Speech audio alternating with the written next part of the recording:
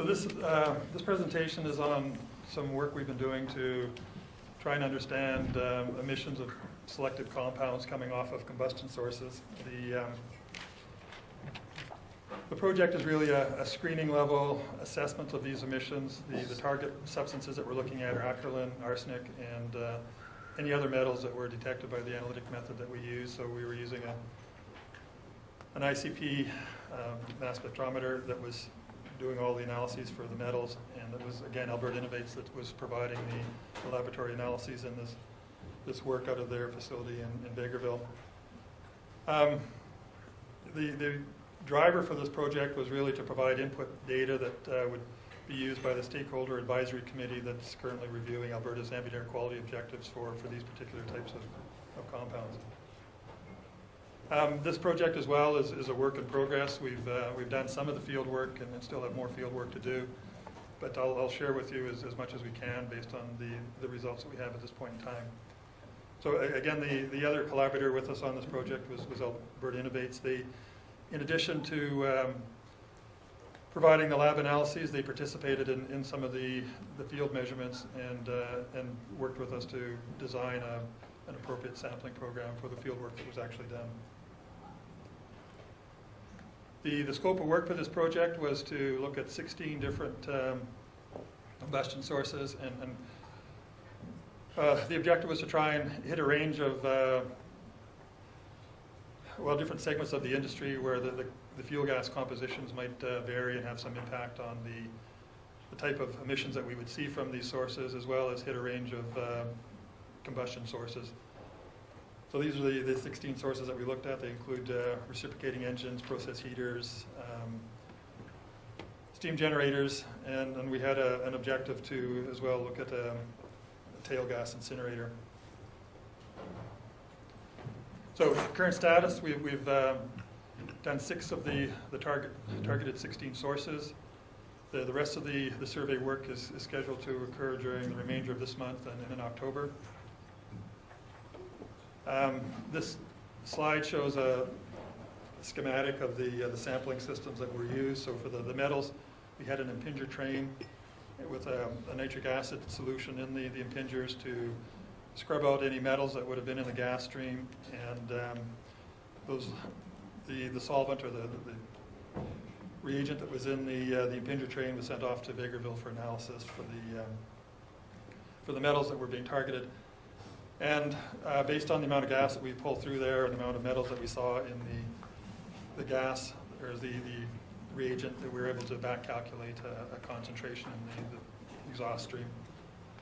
And then for the acrolein, it was a grab sample. We simply pulled a sample of the gas from the stack and put that into a silicocan canister, submitted that to the lab. They analyzed it, and their detection limits were low enough that we would be able to see that, and it was one of the target compounds in the calibration standard. So if it was there, we would get a positive identification of it, and if it wasn't there, then we wouldn't. And those analyses were done using a mass spec. The other parameter that we would measure at each site was to collect a sample of the fuel gas that was being burned by the combustion device and analyze that for the same broad range of compounds. And what we would then be able to do is write a stoichiometric equation that would allow us to relate the concentration in the exhaust that we were seeing to the amount of fuel that was being consumed and generate an emission factor that we could express in terms of nanograms per joule of energy consumed by the combustion device. So this slide shows just a comparison of some of the fuel gas analyses that we've encountered for the 3 sites that we've actually been to. There's not a lot of variability in these fuel gas analyses, and they're all fairly high methane fuel gas streams. So they're not especially rich streams that might have some impact on the results that we've seen so far. But the other sites that we're seeing, we'll expect that there will be some variations in these, or greater variations in the fuel gas compositions that we see. So here you see the compositions range from a high of 96 to a low of 92% methane. This slide provides a comparison of the flue gas analyses that were done. So for if you remove nitrogen, oxygen, CO2, and carbon monoxide, we would have seen, in addition to those compounds, 17 other gases for the compressor exhaust, 5 other gases for the heater boiler, and so on as you go across the first record in that table. The metals analyses was looking for 36 different metals and was able to detect those in each of the cases. And the amount of unburned hydrocarbons in each of the gas streams is shown in the third record down. So the compressor at Site 1 was actually wasn't running particularly well. There was a lot of unburned hydrocarbons in that particular stream. Of course, the heaters and boilers tend to have much lower hydrocarbon contents than the engines, but it was just that first engine at the first site that had this abnormally high concentration of unburned hydrocarbons in it. This slide shows some of the preliminary test results expressed in terms of combustion efficiencies and with respect to total carbon in the fuel, as well as with respect to methane and total hydrocarbons. And you can see the numbers are all relatively high, although for the first engine it's 95%, whereas the other two engines were in the 99% plus range. The acrolein was only detected in the exhaust of that first engine. It was not detectable in any of the other streams that we looked at.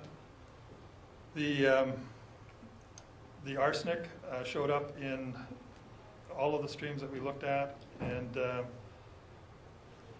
also here you can see the minimum detection limits that we had for the arsenic. So they were quite low relative to what we're actually seeing. So the numbers were well above our detection capabilities and well above any noise that you would tend to see in those streams. This graph shows the published acrolein factors for different sources that were presented in the EPA fires database. So they had data for 4-cycle rich burn, turbine cogeneration, turbine 2-cycle lean burn, 4-cycle lean burn, and 4-cycle rich burn engines, and they show non-zero numbers for each of these categories.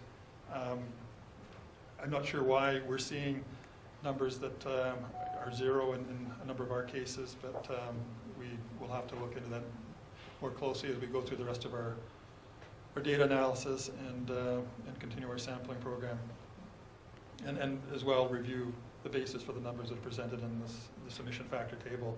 And it could just be that these numbers are based on very limited data, and it's just an artifact of the particular sites that they happen to choose for the development of those factors. Because often the EPA factors are based on very few data points. The arsenic number, the only relevant number that was published was for electric cogeneration, at least in terms of a natural gas-based combustion source, and these are the numbers that would come out of that value. In terms of primary observations, acrolein wasn't present in the fuel gases. It was only observed in 1 of 6 fuel gas streams. The value is comparable to the range reported in the literature, or based on the EPA values that we did see. And it was associated with the engine with the low combustion efficiency. Arsenic was observed in all of the flue gas streams, approximately 1 to 2 orders of magnitude above the lower detectable limit. Values are 5 to 6 orders of magnitude lower than the values reported in the literature, which we don't have a good explanation for that. But one possibility may be the fact that it's such high methane content fuel streams that is allowing this to occur. And then we will consider sampling for fuel gas for arsenic to determine the actual source of that particular site and understand if it was actually present in the fuel gas, or if it's something that was an artifact of the combustion process itself and scale and things that might have been in the system that would have contributed to that. And then I don't have any results for the metals because we weren't able to get to that point for this particular study. So again, it's still a work in progress, and this particular study would have the same end date for it would be December 31st of this year.